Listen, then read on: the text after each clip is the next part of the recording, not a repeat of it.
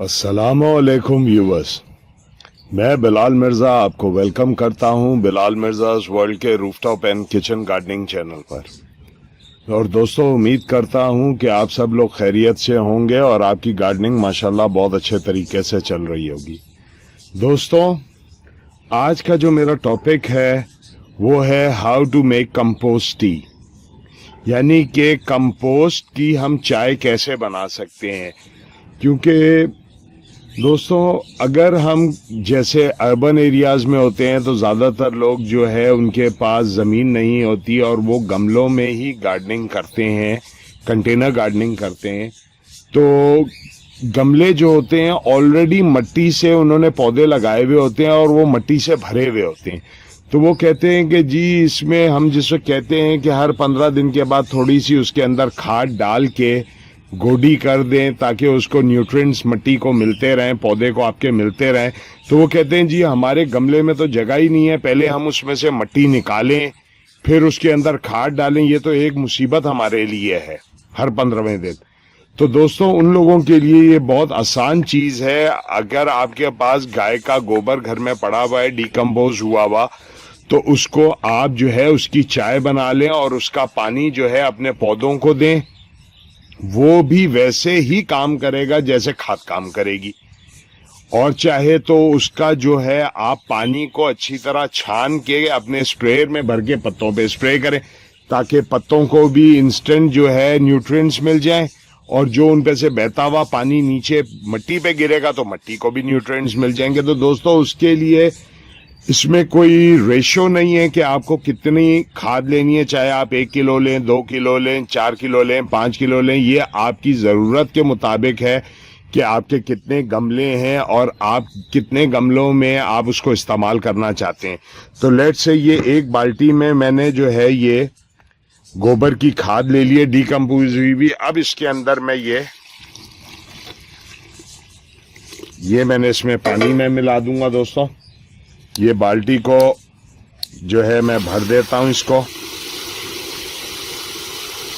ये मैंने इसमें पानी मिला दिया।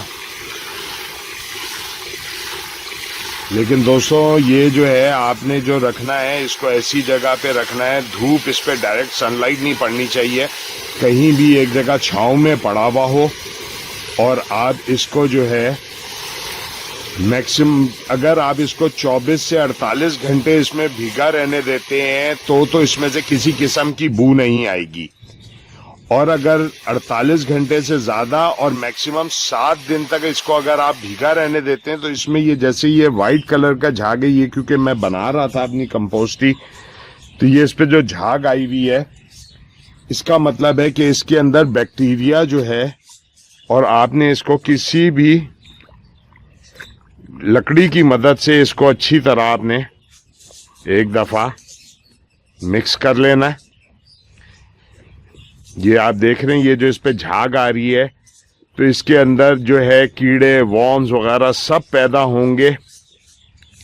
और इसकी अब जो है बू भी काफ़ी ज़्यादा है क्योंकि इसको तकरीबन 5 से 6 दिन हो चुके हैं पड़े हुए।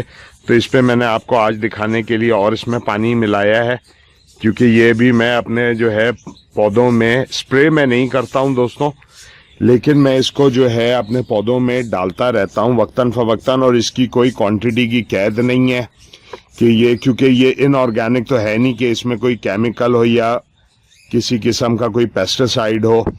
तो ये जो है इसको आप अच्छी तरह मिला के आपने इसको अच्छी तरह मिक्स कर लेना है आपस में, पानी को और इसको, और इसको आप रख दें एक जगह पे, कोई भी इसके ऊपर ढक्कन रख दें थोड़ा सा कि एयर आती जाती रहे इसके अंदर। बिल्कुल इसको सील नहीं कर देना आपने, वरना ये अंदर ख़राब हो जाएगा, कि हवा इसमें आती जाती रहे। और जिस वक्त 24 या 48 घंटे जैसे आपकी रिक्वायरमेंट है, मैक्सिमम आप इसको 7 दिन रखेंगे। और उसके बाद ये नहीं है कि खाद ये ख़राब हो गई और फेंक देंगे, या खाद को आप कहीं इस्तेमाल करना चाहें क्यारियों व्यारियों में, या आप अगर कोई जो है अपने घर में कंपोस्ट बिन है जिसमें आप पत्तों की खाद बना रहे हैं, तो ये आप उसके अंदर थोड़ी सी डाल दें। और जो है अपने पौधों को इसमें से छान के जो है ये पानी दें, और जो है उसका स्प्रे भी आप कर सकते हैं। तो इंशाल्लाह आपके पौधे जो है इसमें उनको नाइट्रोजन भी मिलेगा, फास्फोरस भी मिलेगा। और जबकि आपको जैसे कि पता है नाइट्रोजन जो है वो पत्तों के कलर के लिए बहुत अच्छी है, और फास्फोरस जो है पौधों की रूट्स के लिए बहुत अच्छी है। तो ये सब उनको चीज़ें उसके अंदर मिलेंगी, तो इंशाल्लाह आपके पौधे जो है वो बहुत ज़्यादा ग्रीन कलर के भी पत्ते होंगे और उनकी रूट्स भी स्ट्रॉन्ग होंगी। तो आप ये भी इस्तेमाल कर सकते हैं।